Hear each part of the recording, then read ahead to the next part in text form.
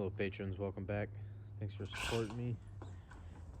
Me showing off winter has started. And this is a hammer that my buddy's grandpa had. And I used it for a brake job.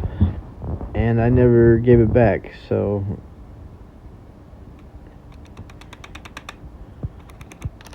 and I like to use these softer hammers, to kind of break things loose. It won't mar it up too much. Even though it's been used, I like to keep it in good condition as I can. And this is a 90-degree sander that I use a lot. You can put little quick disconnect discs on it from like 80 grit to 120 to Scotch Brite pads. And I acquired this buffing wheel. You see me using the turtle compound. I went through a whole bunch of compounds, but the turtle compound what started bringing out the mirror finish. You can see I clamped this board to the left here. That was because I didn't want it to spin, and the jointer is used to put a flat side on the board. I had to get a particular grain set up. So, and I did a swipe, I think, and I didn't record it. So one of those cuts you didn't see the first one, but I brought it in closer, rolled it, and then you can see the hammer is very, very long. I drew it out. I ended up keeping the bottom side because I liked it long. But basically, I'm just cutting out the square shape, drawing in the lines, trying to just bring it to life. I'm removing what material doesn't belong. And you see I just lowered the guide there. The blade was really like kind of waving a little bit. It's almost probably time for me to switch the blades out. I usually put a little bit more tension on it, and I just kind of like let it ride a little bit longer. But it worked for what I needed. I just didn't want to take that deep of a cut. So you can see I'm kind of just working my way closer and closer. And I'm doing the drag sand technique.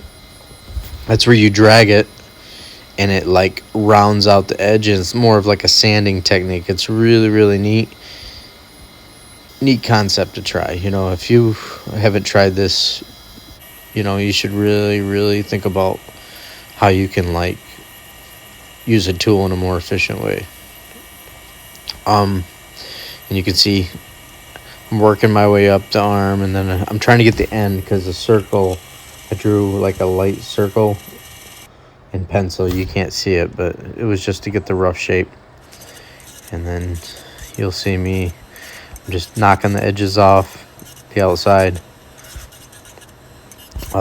corners, and a skip cut, a jump cut to when I was actually like smoothing out the transitions in the video. Sometimes you can't even like see when it does a quick jump. It's just a nice fit. And this is just some junk leather I had laying around. I wanted to not mar it up with the vise itself. Taking a file, and yes, I'm using it incorrectly. I'm sure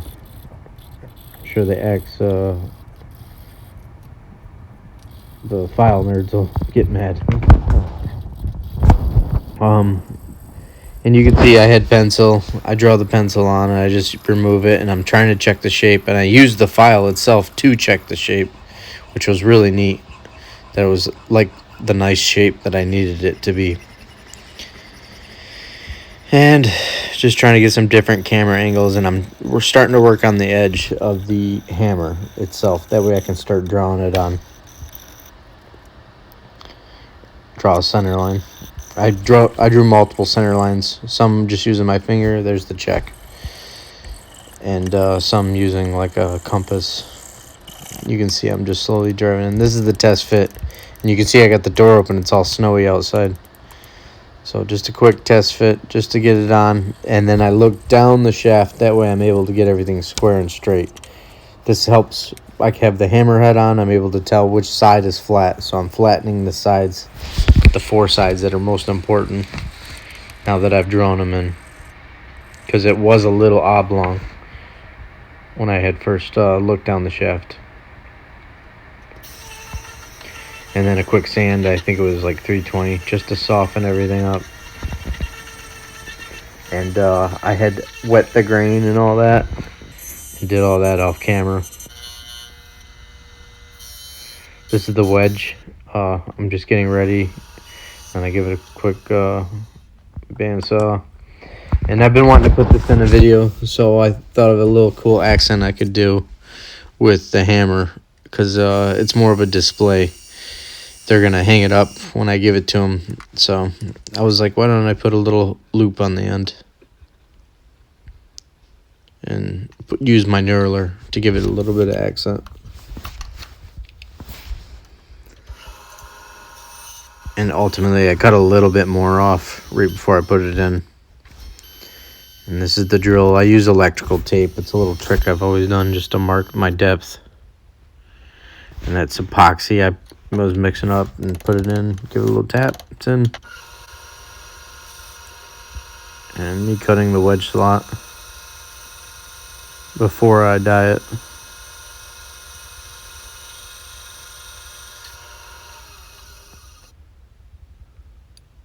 And then this is trans fast dye. I keep it in the jars. It's really nice. It came out really good. I was really happy with it. The only thing is once you poly, you don't want to sand very, very much, because if you bleed through, you're going to tear that dye up, and it's not easy to get the color back.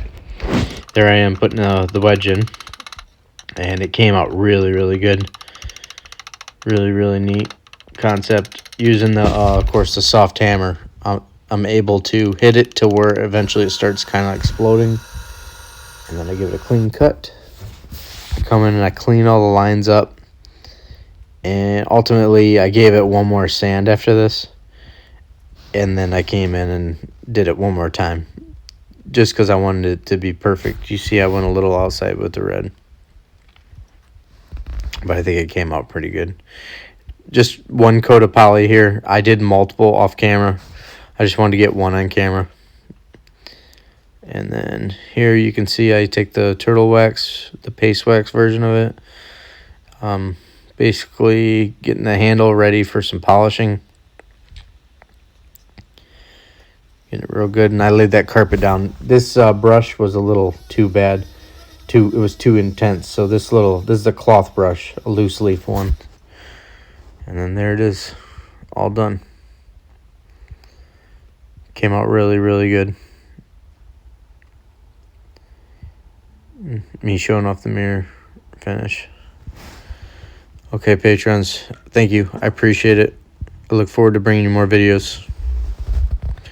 All right, take care.